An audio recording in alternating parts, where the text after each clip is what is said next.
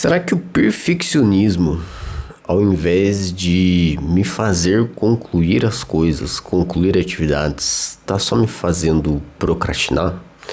Será que o perfeccionismo, ao invés de me levar a resultados perfeitos, a uma ótima produtividade, está me levando, na verdade, a um ciclo, a um loop em que eu sempre me sinto mal por não conseguir finalizar nada, por não conseguir colocar nada em prática, por mais que as ideias sejam geniais. Olá pessoas, tudo bem? Como vocês estão?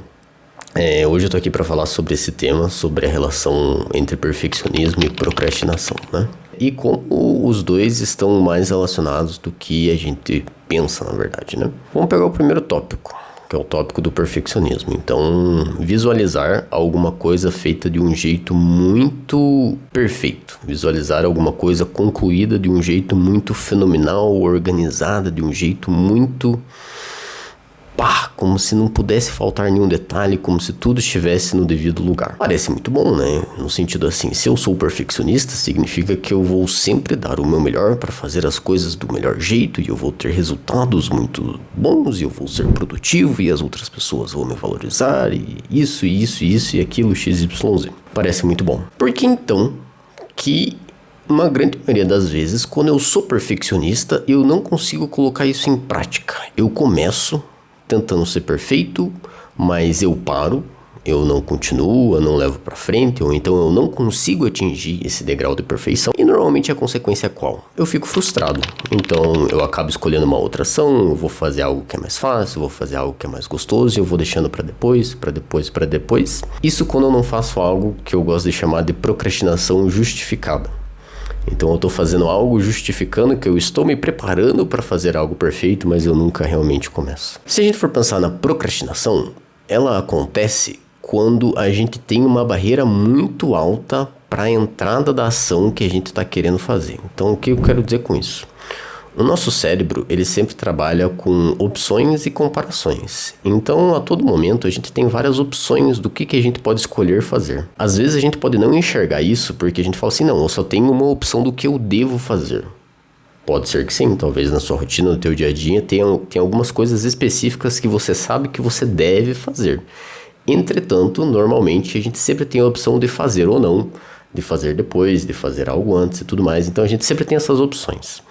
E o nosso cérebro, ele tende a escolher ou facilitar / dificultar escolhas com base nos custos e nos benefícios dessas escolhas.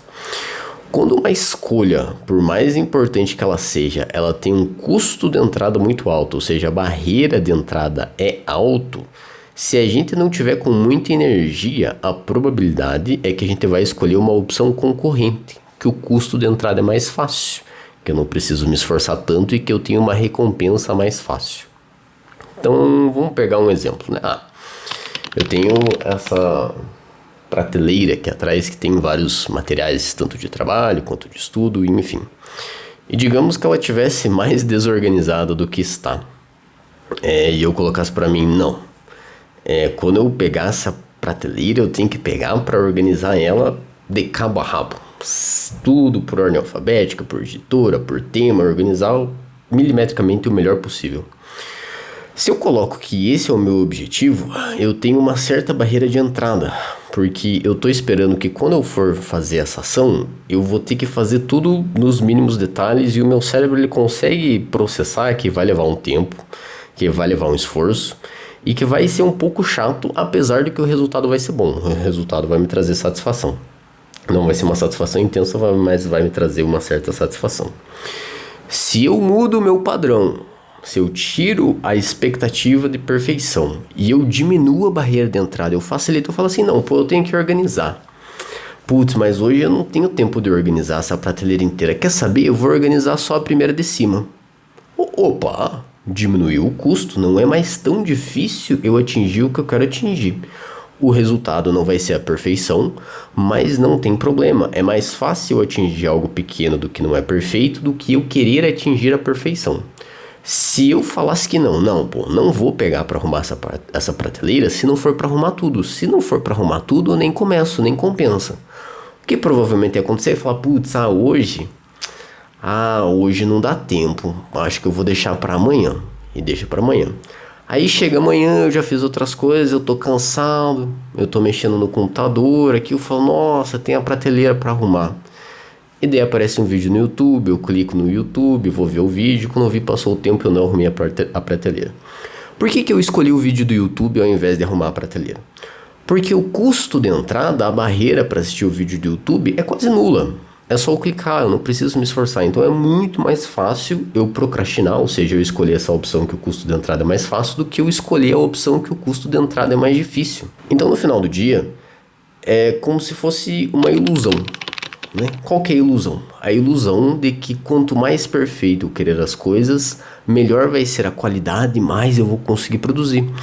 Porque é justamente o oposto, eu crio um ciclo que é punitivo para mim mesmo. Eu crio uma expectativa muito alta, eu não consigo colocar em prática porque o custo de entrada é muito alto, eu me sinto mal por não ter conseguido colocar em prática, por não ter atingido as minhas expectativas, e na próxima vez isso diminui a probabilidade de eu sequer tentar, porque cada vez que eu falho e eu me puno por isso, ou seja, eu me sinto mal por falhar, na próxima vez, se eu nem tentar, pelo menos eu não vou me sentir mal de ter falhado no processo, né? É uma dos ciclos psicológicos que levam à procrastinação. Porque se eu nem tento, eu nem falho. Se eu nem falho, eu não preciso encarar a frustração de ter dado errado. O que é diferente se eu encarar, se eu mudar essa perspectiva de perfeccionismo para uma perspectiva de gradação, uma perspectiva de pequenos passos, uma perspectiva de pegar qualquer coisa que seja minimamente grande, qualquer coisa que tenha um nível que ser ponderado nessa barreira de entrada, de esforço inicial, e eu vou dividindo,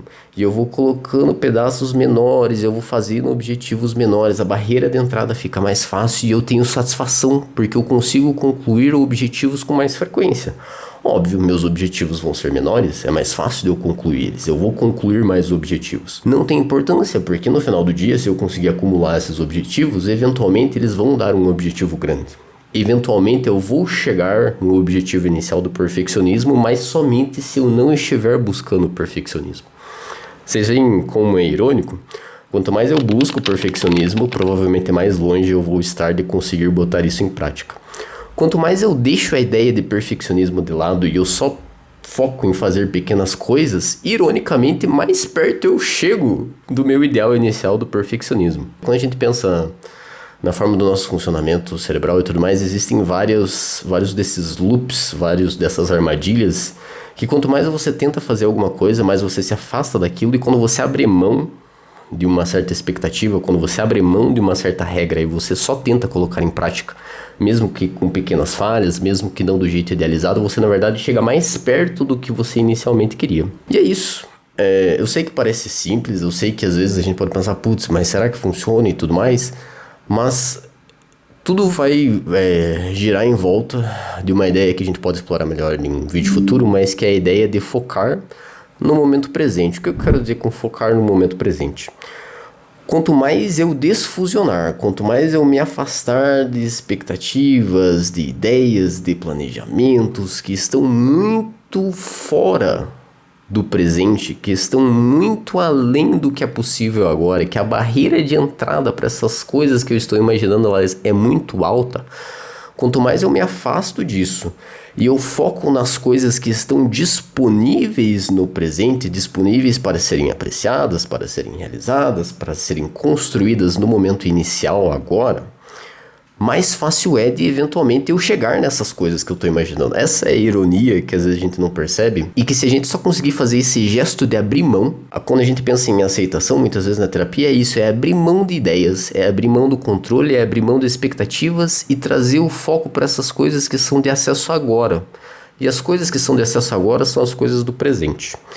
Isso, é claro, não é algo que a gente consegue colocar em prática da noite para o dia se a gente não estiver praticando essa ideia, mas quanto mais a gente praticar isso, de abrir mão do perfeccionismo e simplesmente focar no que eu posso fazer agora, menos a gente vai procrastinar, mais facilmente a gente vai conseguir ir lidando com as demandas do dia a dia, uma coisa por vez. E eu acho que pro vídeo de hoje já ficou uma ideia bacana, né? Já dá pra gente explorar várias coisas, já é uma ideia que só essa ideia, se a gente conseguir colocar em prática, já vai mudar muita coisa.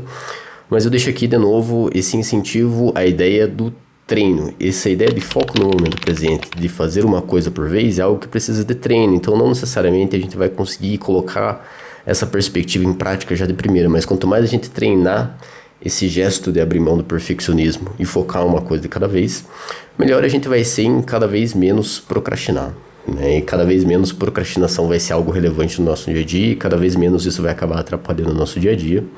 Provavelmente vai acabar acontecendo uma frequência mais espaçada, mas não vai ser algo que vai atrapalhar ou que vai trazer um sofrimento significativo. E é isso, pessoas. Espero que tenha sido um assunto interessante para vocês e que agreguem alguma coisa. E até a próxima. Nos vemos.